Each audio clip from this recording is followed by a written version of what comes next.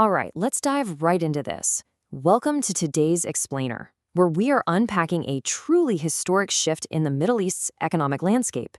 I mean, Oman is literally making history here by rolling out the Gulf Cooperation Council's very first comprehensive personal income tax framework.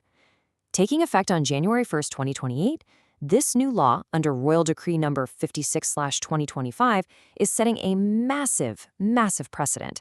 So whether you're an expat professional, an HR director, or honestly just someone fascinated by global economics, you absolutely need to understand how this whole thing works. Now, right off the bat, if you're hearing the words income tax in the Gulf and starting to panic, let me just stop you right there. Take a breath. The government projects that 99% of residents will owe absolutely nothing. Zero. This law is incredibly narrow by design. It exclusively targets the top 1% of earners. So we're not talking about some sweeping tax on the middle class. It's a highly calibrated, surgical strike on top-tier income. So here is our roadmap for the Explainer today. We're going to cover 1. Oman's shift away from oil. 2. Who actually pays and how much. 3. Taxable income and exemptions. 4. Specific rules for high-earning expats. 5. Employer compliance. And finally, 6. The future of GCC taxes. Okay, moving right into Section 1, Oman's shift from oil. To really grasp why Oman is making this move right now, we kind of have to look at the macro perspective. For decades, government budgets here, just like a lot of their neighbors, right, have been tied to the volatile ups and downs of global oil revenues. When oil prices drop, budgets have to contract. This new tax is a deliberate, calculated move to break that cycle once and for all. And that brings us to the magic number, 15%. Under the Oman Vision 2040 plan, the government has set a hard target. They want non-oil revenue to hit 15% of the country's total GDP by 2030, and eventually ramp up to 18% by 2040. And the revenue generated from this new personal income tax, it isn't just disappearing into the ether. It's specifically earmarked to fund the national social protection system, infrastructure, and crucial public services. It's a complete structural change, basically ensuring the country can fund itself regardless of what the oil markets decide to do on any given Tuesday. Let's look at Section 2, who pays and how much. We're getting into the micro-level mechanics here. And the very first thing you need to know is that these rules apply equally to both Omani nationals and foreign nationals. Your passport doesn't change your obligation at all. What actually matters is your residency. Which brings us to a really crucial definition, the tax resident. To trigger tax residency, you just need to spend more than 183 days inside Oman during a single tax year. And keep in mind, those days do not have to be consecutive. They can be totally split up across the calendar. If you hit day 184, boom, you are a tax resident, and you're going to be assessed on your worldwide taxable income. If you stay under that threshold, you're classed as a non-resident, meaning you're only taxed on income realized within Oman's borders. Okay, let's do the math. Don't worry, it's actually pretty painless. Step 1, you sum up your gross income across all taxable streams. Step 2, and honestly, this is the most important part. You deduct the threshold, which is set at 42,000 Omani rials. To put that into perspective, that's about $109,200. Step 3, you apply any eligible deductions. And finally, step 4, you just multiply whatever net taxable income is left over by a flat rate of 5%. And that's the whole shebang. Liability only kicks in after you cross that 42,000 Omar line. But that begs the question, what exactly counts towards that 42,000 OMR threshold? That brings us to Section 3, taxable income and exemptions. Because let me tell you, the Oman Tax Authority is definitely looking at much more than just your standard base salary. The law aggregates 8 distinct categories of earnings. Sure, this includes your standard employment earnings like base salary, bonuses, and allowances. But it also ropes in self-employment income, leasing and rental income, royalties, investment returns, and even capital gains. So let's look at a real-world example. Say you're an expat with a base salary of 38,000 OMR. You might think, great, I'm safe, right? But if you also happen to collect 6,000 OMR in rental income from an overseas property, well, your gross income is now 44,000. You've officially crossed the threshold, and you carry a tax liability on that excess amount.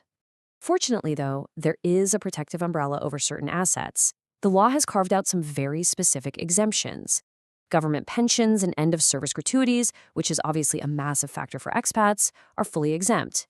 Inheritance, diplomat salaries, and proceeds from selling your primary home are also totally safe. Plus, you can reduce your taxable base with allowable deductions.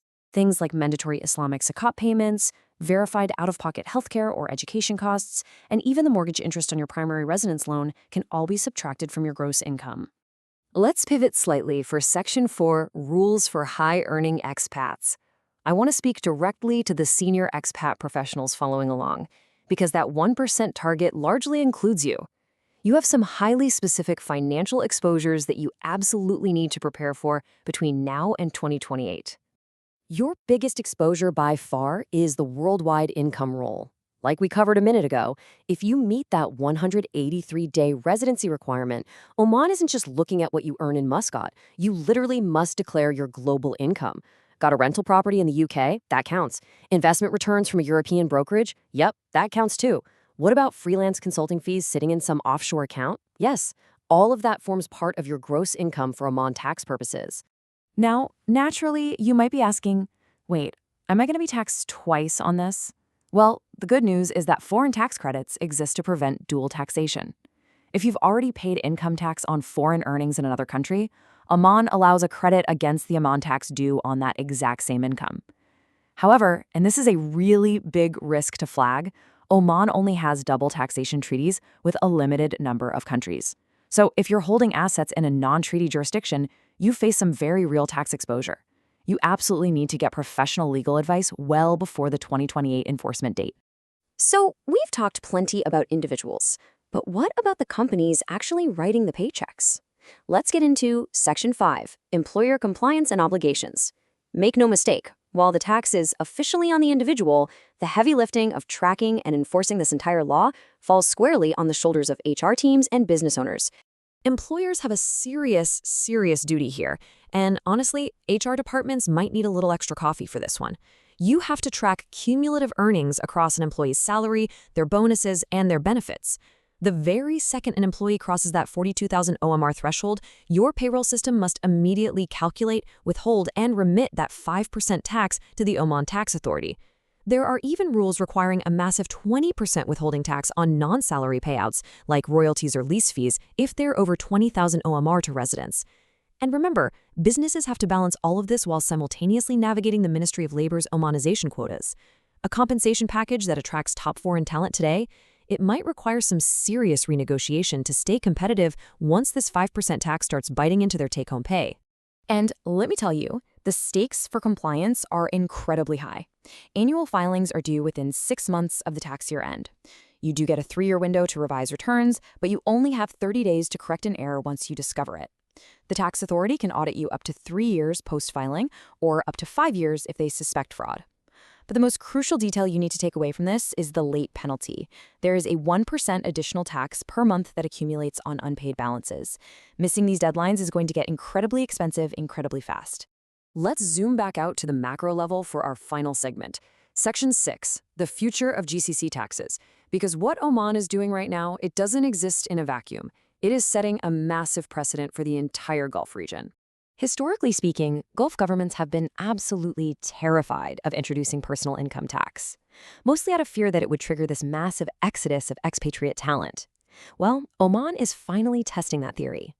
The framework they've built, the 18-3-day rule, the relatively high 42,000 OMR threshold, and the low 5% flat rate is very carefully designed to raise vital revenue without scaring everyone away. Oman's 2028 enforcement date is basically a live experiment. Every single other GCC nation is sitting back, waiting to evaluate this data.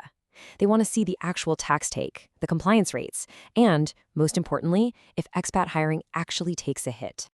Which leaves us with this final, incredibly provocative question. If Oman's model actually succeeds, will the rest of the GCC follow suit? Think about a country like Bahrain, for example. Projections show Bahrain has a fiscal break-even oil price of 167 Omani rials per barrel by 2030. That is the highest in the entire GCC. If Oman can prove that a 5% tax on the top 1% works beautifully without destroying the labor market, well, how long can neighboring governments really justify indefinite tax exemptions to their own treasuries? Will 2028 be the year the entire tax landscape of the Middle East changes forever? That is definitely something we'll be watching very, very closely. Thank you so much for joining me on this explainer, and as always, keep learning.